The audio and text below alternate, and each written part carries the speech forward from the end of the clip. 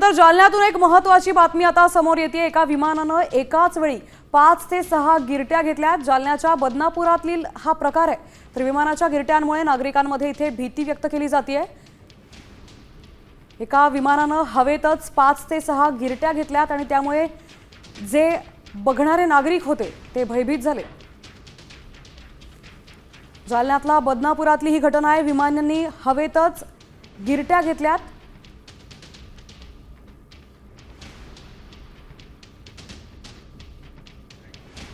विमानाच्या 5 ते 6 गिरट्या हवेतच पाहून नागरिक थक्क झालेत।